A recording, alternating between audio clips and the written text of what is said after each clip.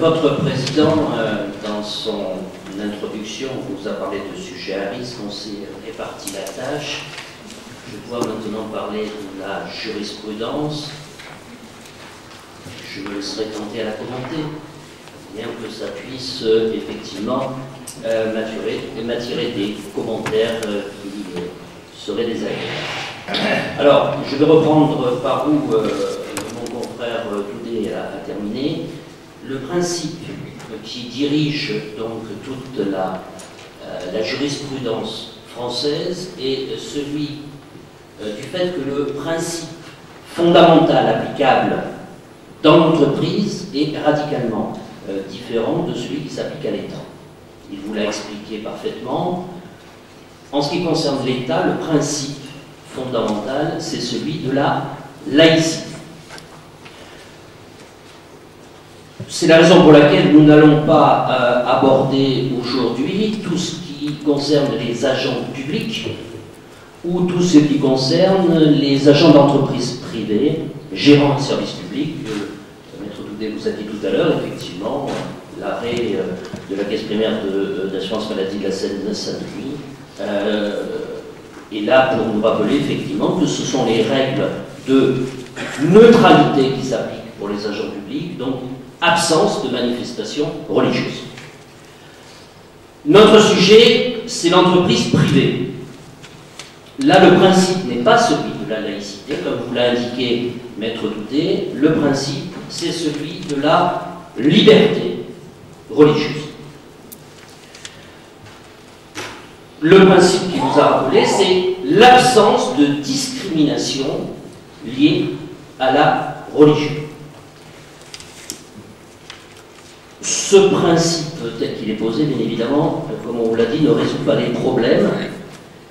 Il y en a un tout de suite qui peut être réglé, me semble-t-il, des auteurs beaucoup plus doués que moi. On fait une distinction entre le fort intérieur et le fort extérieur. Le fort intérieur, c'est la liberté de conscience. La liberté de conscience, elle, ne peut pas supporter de restrictions dans le droit du travail. Le problème là est très clairement posé par la Cour de cassation. Cela répond déjà à une question très simple. Vous ne pouvez pas embaucher ou refuser d'embaucher à partir de la religion qu'adopterait telle personne qui voudrait travailler dans l'entreprise. Pourquoi? Parce que c'est la liberté de conscience, le fort intérieur, et là, il n'y a pas de restrictions possibles. Tout le domaine de notre discussion, c'est bien évidemment le fort extérieur. Qu'est-ce que c'est le fort extérieur? C'est la liberté de manifester sa croyance. La liberté d'expression religieuse dans l'entreprise. Là, la jurisprudence dit qu'il peut y avoir des restrictions.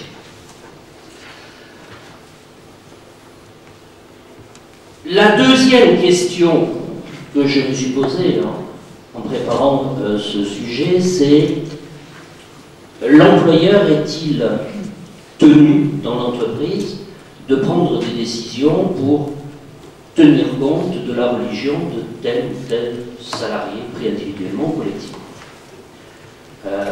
Votre président, toujours dans son introduction, a fait référence à des prises de position à New York, et notamment du maire.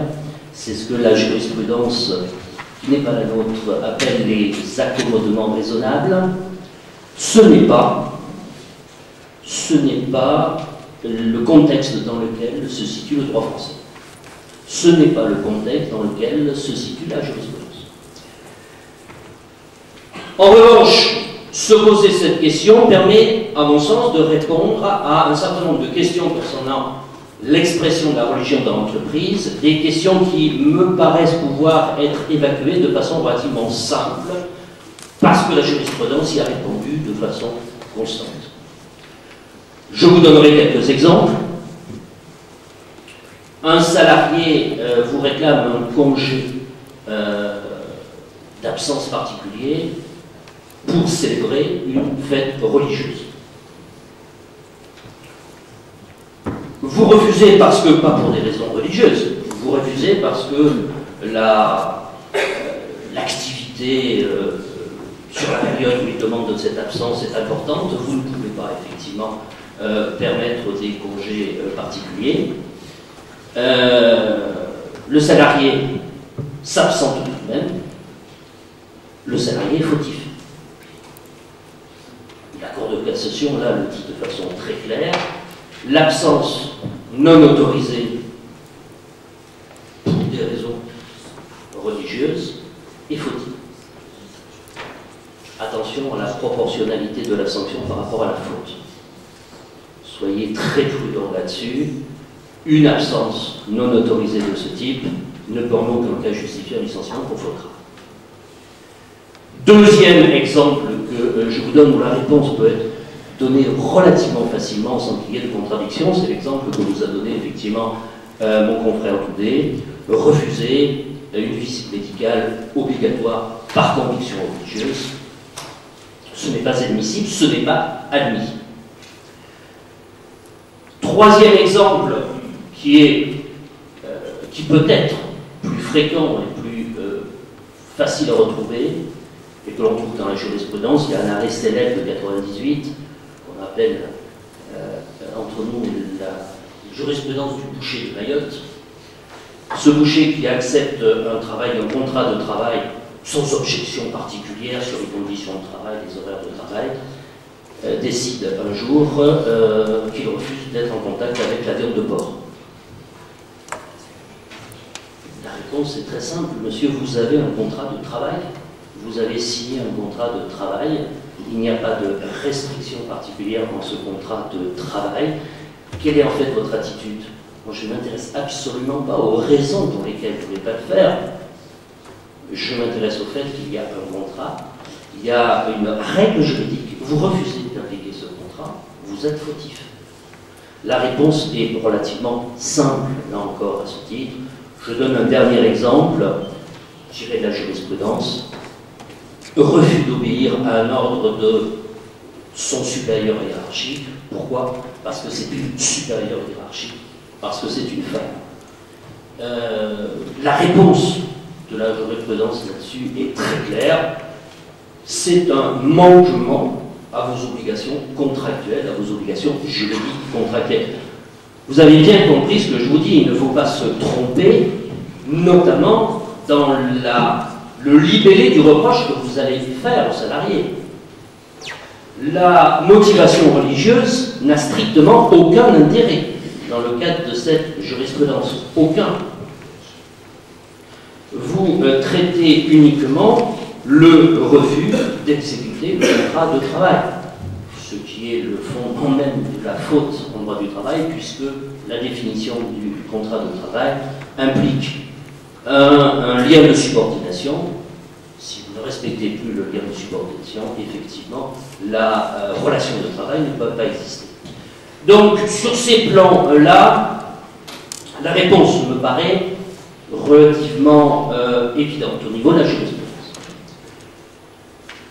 Ensuite, il y a des cas plus difficiles à gérer parce que plus subtils. C'est toujours tiré de la jurisprudence, bien évidemment.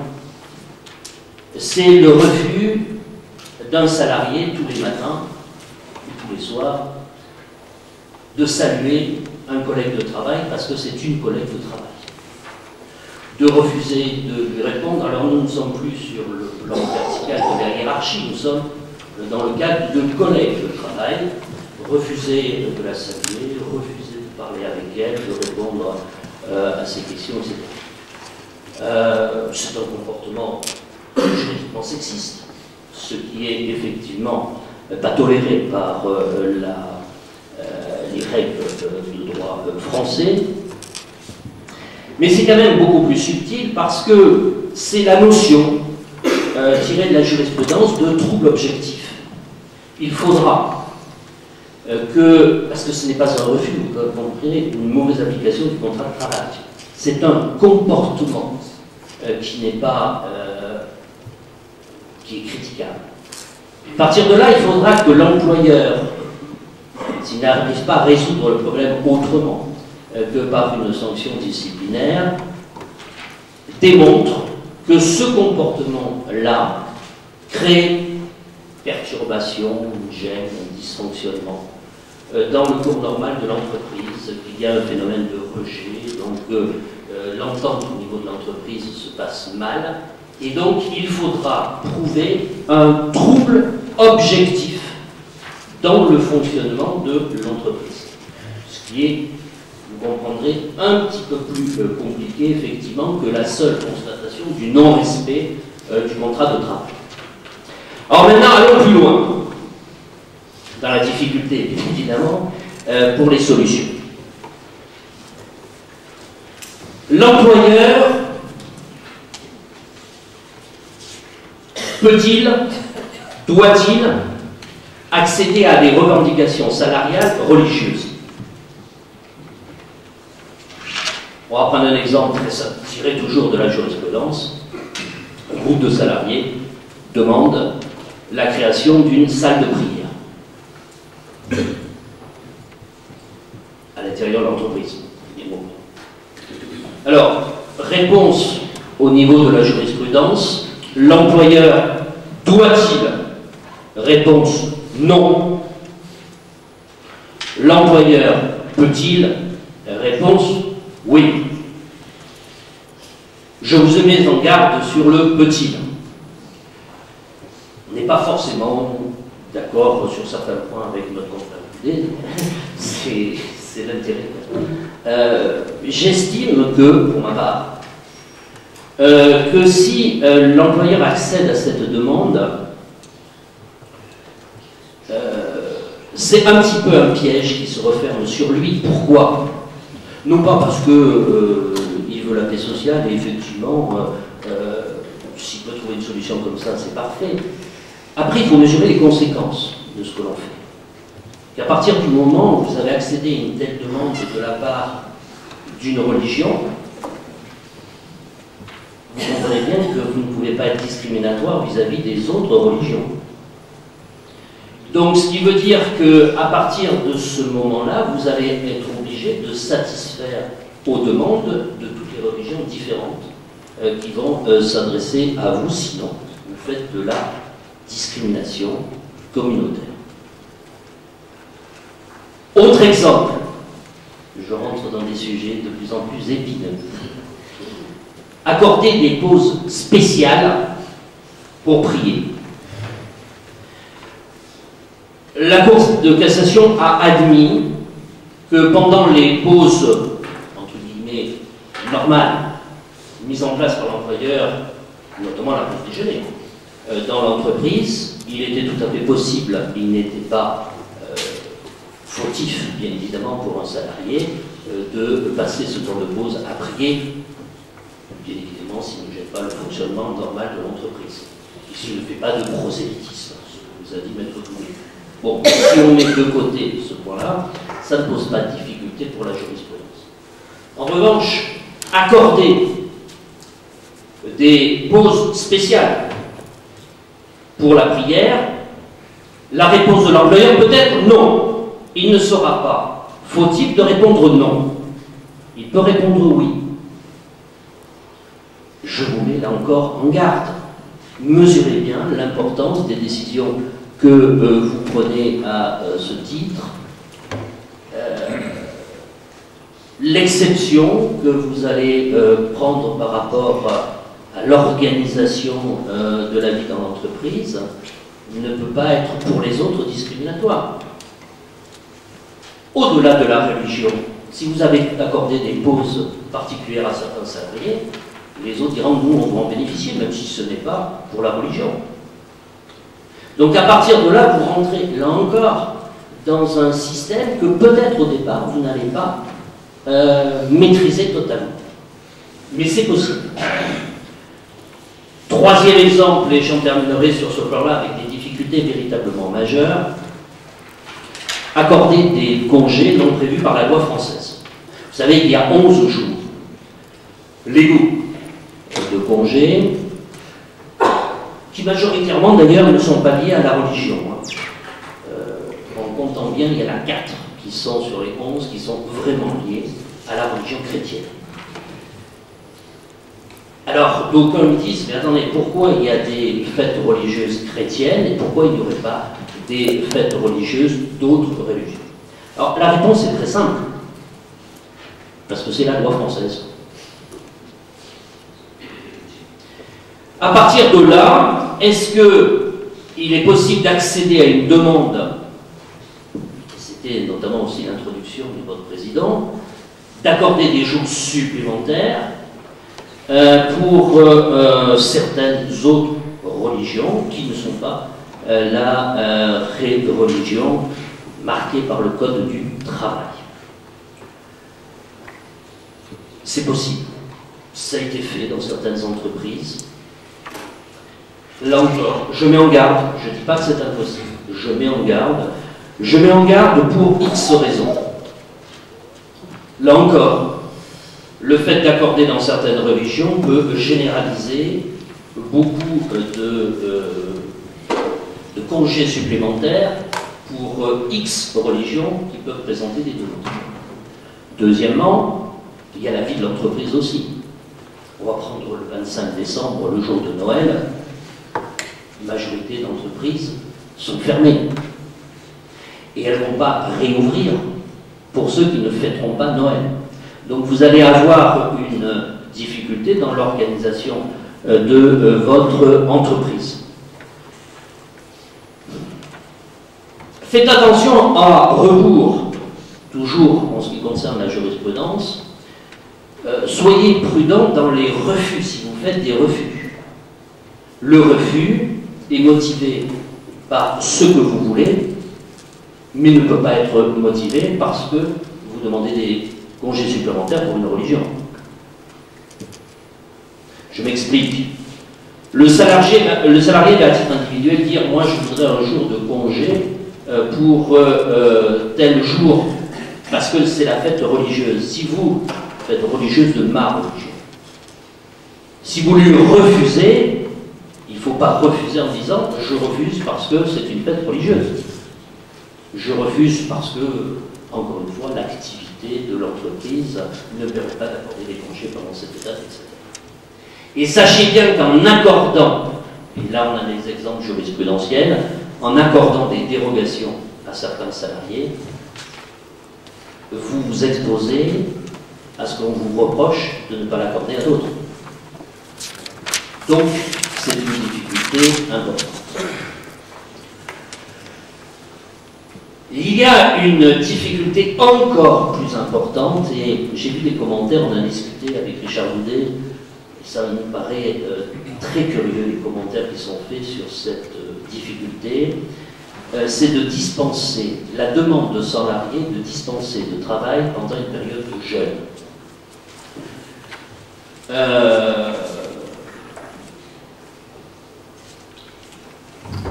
La solution de facilité, allons plus facile, c'est de se placer sous la protection du Code du travail.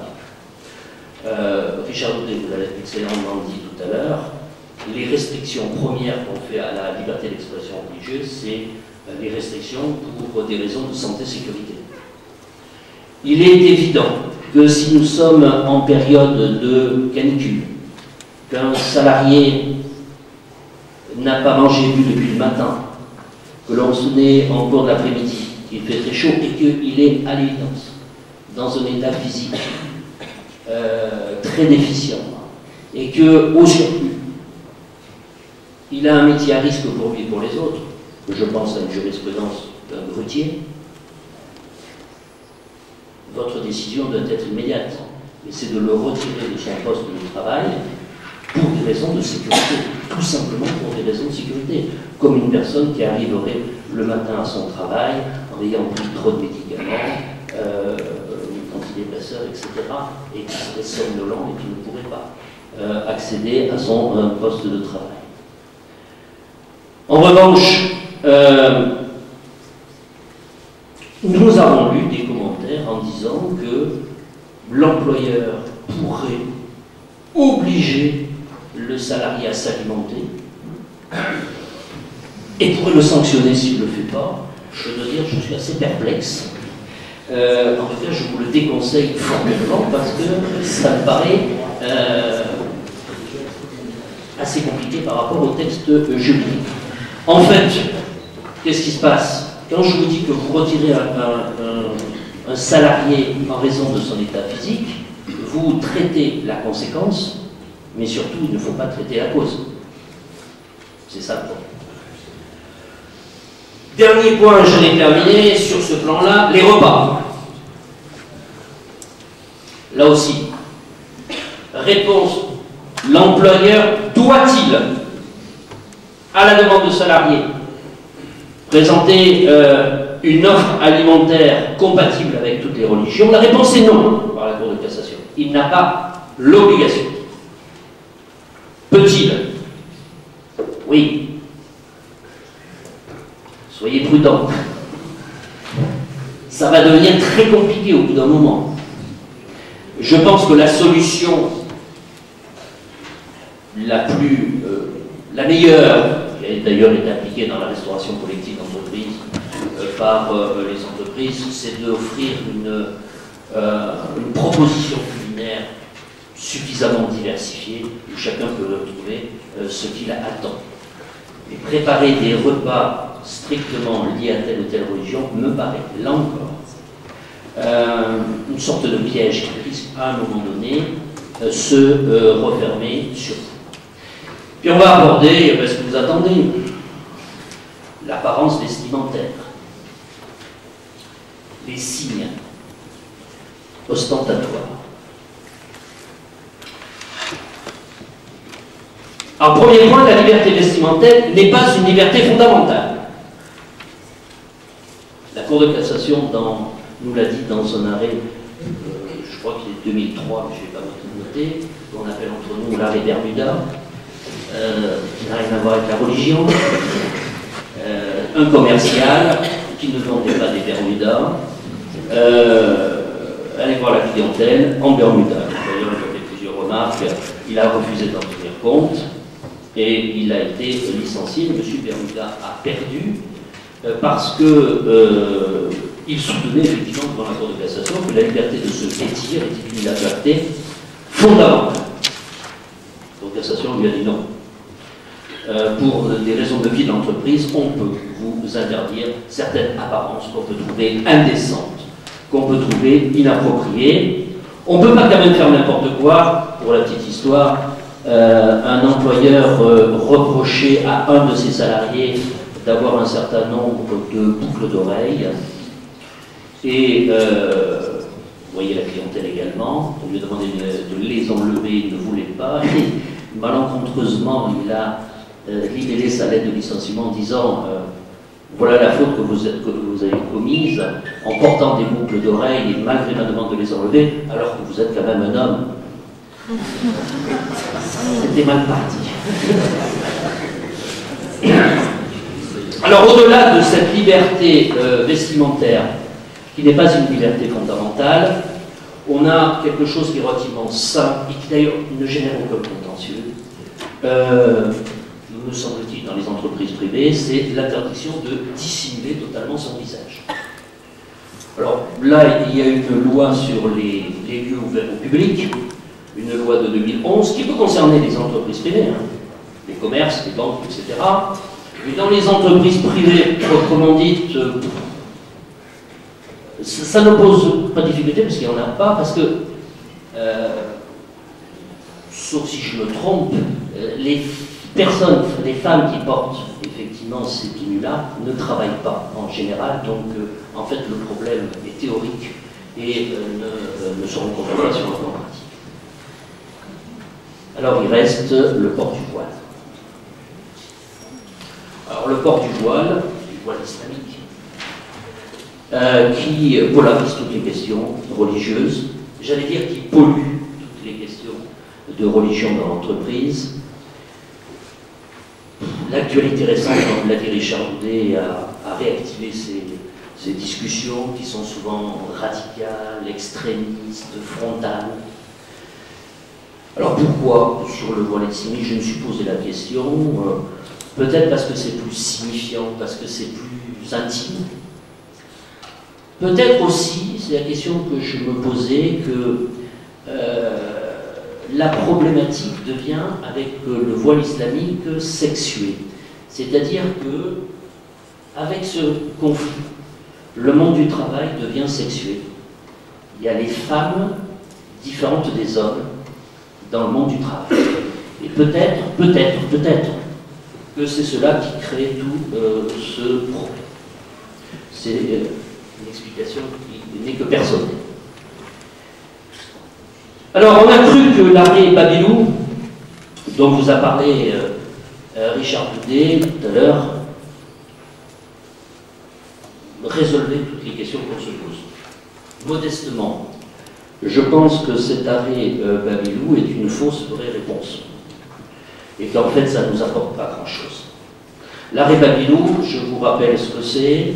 Nous sommes dans le cadre d'une crèche privée, petite crèche privée, alimentée à 80% par des fonds publics. Et la directrice adjointe vient, à un moment donné, dans la crèche avec un voile islamique. Dans le règlement intérieur de cette crèche, il y a une clause qui apparemment est mal rédigée, où on indique qu'il faut qu'il y ait une neutralité religieuse dans l'entreprise. La directrice adjointe ne veut pas retirer son voile, elle est licenciée, elle saisit les prud'hommes. La cour d'appel, la cour de cassation, je ne rentre pas dans le détail, va rendre un arrêt qui lui est favorable. C'est renvoyé devant une autre cour d'appel. Et à ce moment-là, les défenseurs de Babilou, alors je ne sais pas si c'était les mêmes, alors ce ne sont pas les mêmes avocats, ils changent complètement leur position. Ils changent complètement leur position, se servant de l'arrêt, du premier arrêt de la Cour de cassation, là où ils disaient le règlement intérieur, c'est pour ça que la clause est mal rédigée, nous disait que c'était une clause générale, il ne fallait pas voir ce que faisait la directrice adjointe, tout le monde est concerné, ils ont complètement changé leur position en disant relisez bien la clause, c'est une clause très précise qui ne vise que le personnel qui est en contact avec les enfants. Bon.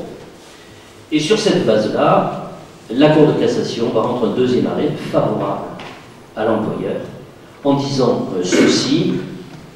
Il s'agit en l'espèce d'une clause précise, justifiée par la nature des tâches et proportionnée au but recherché. La garde et l'éducation des enfants justifient une neutralité religieuse.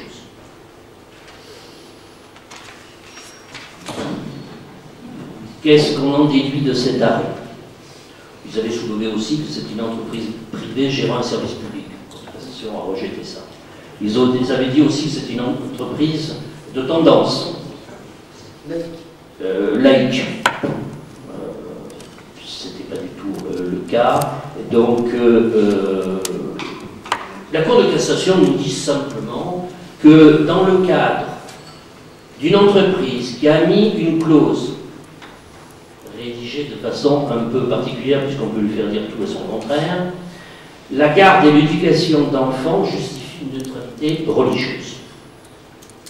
Je vous indique que dans le même temps, à un mois près, la Cour européenne des droits de l'homme a condamné l'interdiction faite à une hôtesse d'accueil au sol de la British Airways qui portait une croix chrétienne sur son uniforme d'hôtesse.